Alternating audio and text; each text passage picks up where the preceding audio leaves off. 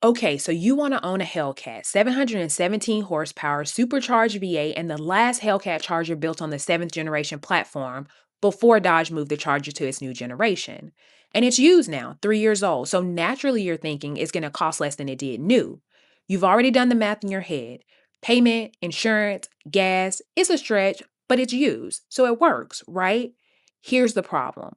This car isn't sitting on a discount lot. And even if it was, the sticker price was never the real number to begin with. There's seven costs hiding behind the price, and one of the biggest assumptions you're making about one of those costs is probably wrong. So let's actually do the math. As of August 2026, used wide-body jailbreaks are listing roughly 65,000 to 91,000, with a lot of examples clustering around the 78,000 to 88,000. For this video, we'll use 80,000 as our representative purchase price. Original MSRP for the trim back in 2023 was roughly $78,900 to $82,400. 3 years old, and the used price sits almost exactly where the new price sat. Not a 40% haircut, not even close. The Charger nameplate as a whole does lose value faster, but that average includes high volume SXTs, RT models. This specific trim has held up very differently.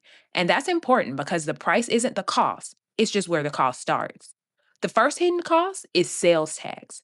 It's the bill that buys you nothing. No horsepower, not better seats, no aftermarket exhaust. The national average combined sales tax rate is around 7.5%.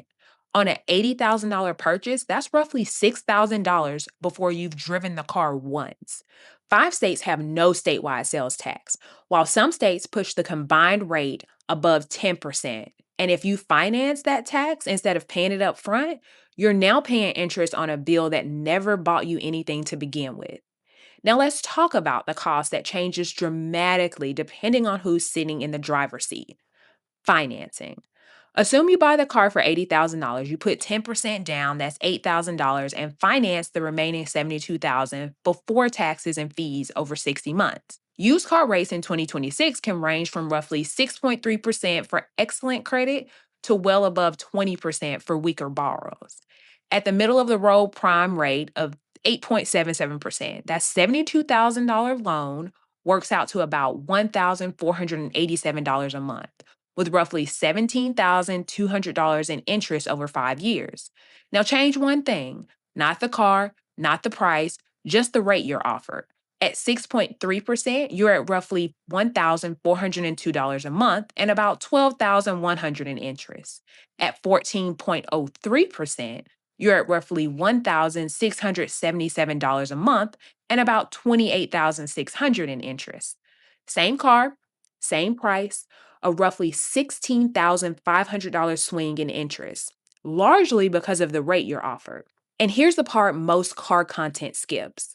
Buying this car used doesn't automatically mean you're getting cheap financing. Used car rates can be substantially higher than the new car financing incentives that were available on some new vehicles a few years ago. So you can pay almost new car money for the Hellcat and still get a used car loan. Then there's insurance. Insurance on this exact trim is probably the most personal hidden bill on the entire list. One current estimate for a 40-year-old driver with a clean record puts full coverage around $687 a month. That's about $8,250 a year. But don't treat that as your quote. Your age, driving record, location, coverage limits, deductible, and insurer can move this number dramatically. And the difference by age can be enormous. The same data shows a 20-year-old paying roughly twice what a driver in the 35 to 55 age range pays for identical coverage. That's why I don't think of this as just a Hellcat cost. It's a you cost. Then there's the not so hidden cost of fuel.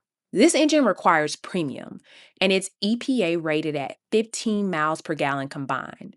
At a national premium average of about $4.96 a gallon, 15,000 miles a year works out to roughly 1,000 gallons, or about $4,960 a year. Over 5 years, that's roughly $24,800 in fuel. And that's just using the EPA's combined rating. Drive a 717 horsepower supercharged V8 the way it's built to be driven, and your real world fuel economy can get ugly fast. So 24,800 isn't a promise, it's a baseline based on the rated average. People wave off this next cost with, it's a Dodge, parts are cheap. Half true. Start with the warranty because it tells you where the risk actually sits. The 3-year, 36,000-mile basic warranty has expired on essentially every one of these by now. But there's a second clock. A 5-year, 60,000-mile powertrain warranty covers the engine, transmission, and drive system. And that coverage transfers to the subsequent owner. So on a low mileage 2023 example, there may still be some powertrain coverage left.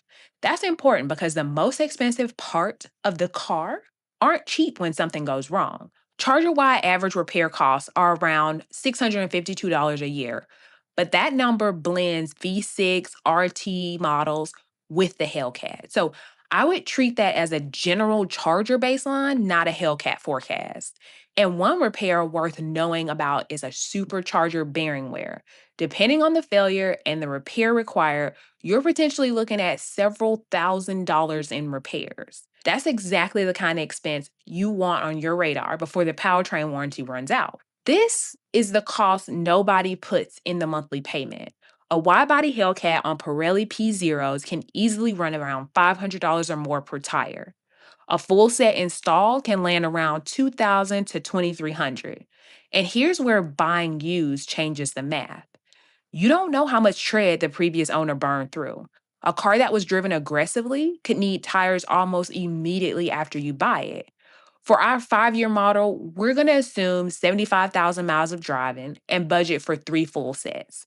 That's roughly one set every 25,000 miles, a conservative budgeting assumption compared with the shorter life often reported for the rear tires. At about $2,200 per set, that's approximately $6,600 over 5 years. And if you drive this car hard, don't assume 3 sets is the ceiling. This last one is normally the biggest cost on the list, but this specific car breaks the pattern. The internet will tell you Chargers lose roughly 41% of their value over 5 years. That figure can be real for the Charger nameplate as a whole, but it's a nameplate-wide average dragged down by high-volume trims.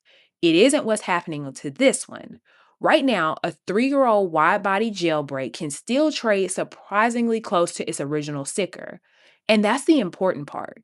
The assumption that an old Hellcat automatically means a huge depreciation hit hasn't played out the way most people would expect so far. But here's where we need to be honest. We don't know what happens next. There's no reliable 5-year forecast telling you what an $80,000 Hellcat will be worth in 2031. So don't treat today's resale strength as a guarantee.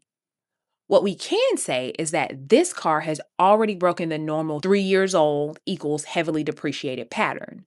And that's why depreciation is the wild card in this entire calculation. Now let's put the whole thing together. We're assuming 5 years of ownership from here, taking this roughly 3-year-old Hellcat to about 8 years old. We're also assuming 15,000 miles a year, 75,000 miles total, an $80,000 purchase price, 10% down on that, a middle of the road 8.77% financing rate, average insurance, normal street use. Here's what the 5-year cash costs look like.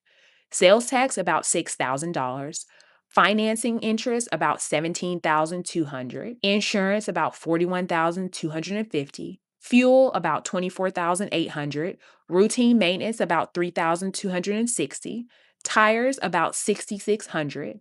That's roughly $99,100 in cash costs over 5 years. And that number is before depreciation, before major repair, before unexpected damage, before anything that goes seriously wrong. And that's the number I want you to pay attention to because $99,100 works out to roughly $1,652 a month in ownership costs over 5 years. That's not your payment, that's everything else. And depreciation is still sitting outside of the calculation.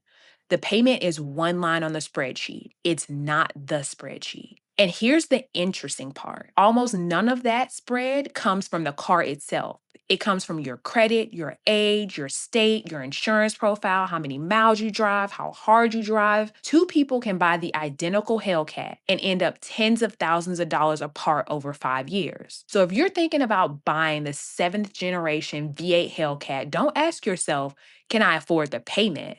That's one of the easiest numbers on the entire spreadsheet. Ask about the other 7 costs because the real cost isn't what the listing says on the used lot, it's what the car costs after you drive it home. Understanding that number is what actually lets you decide if this car is affordable, not just whether you can get the keys. If you like this video, check out our last video breaking down the hidden costs of the S650 Mustang GT and let us know in the comments what car you'd love us to break down next. Be sure to subscribe.